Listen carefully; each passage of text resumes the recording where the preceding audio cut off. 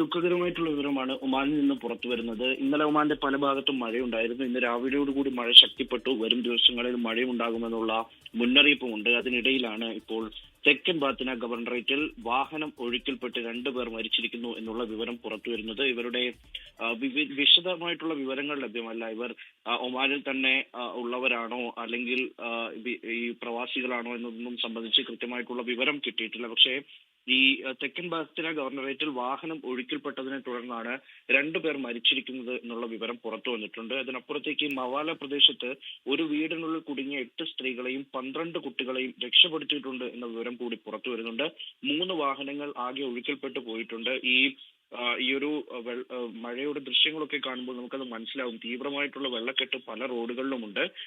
പ്രധാനപ്പെട്ട റോഡുകളിലൊക്കെയും വെള്ളക്കെട്ടായതിനാൽ പലയിടങ്ങളിലും ഇപ്പോൾ യാത്രയ്ക്ക് വലിയ ബുദ്ധിമുട്ടുണ്ട്. ഒപ്പം തന്നെ ഈ താഴ്ന്ന പ്രദേശത്ത് താമസിക്കുന്നവരോട് പ്രത്യേക ജാഗ്രതാ നിർദ്ദേശം നൽകിയിട്ടുണ്ട്.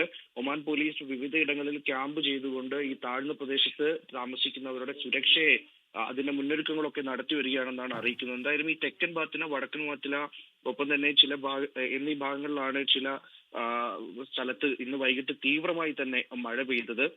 ഒപ്പം തന്നെ മുസന്തം, ദാഹിറ, ബുറൈമി, ദാഹിരിയ തുടങ്ങിയ ഇടങ്ങളിലും മഴ മുന്നറിയിപ്പുണ്ട്.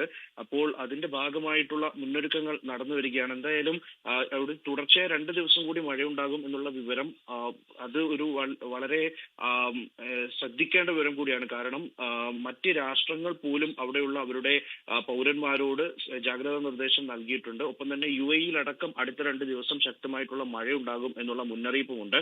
അപ്പോൾ സാധാരണഗതിയിൽ ഉണ്ടാകുന്നതിൽ നിന്നും തീവ്രമായിട്ടുള്ള മഴയുണ്ടാകും എന്നുള്ള കാര്യം ഉറപ്പാണ്. അതുകൊണ്ട് തന്നെ ജാഗ്രതാ നിർദ്ദേശം നൽകിയിരിക്കുന്നു. എന്തായാലും 2 പേരാണ് നിലവിൽ മരിച്ചിരിക്കുന്നത്.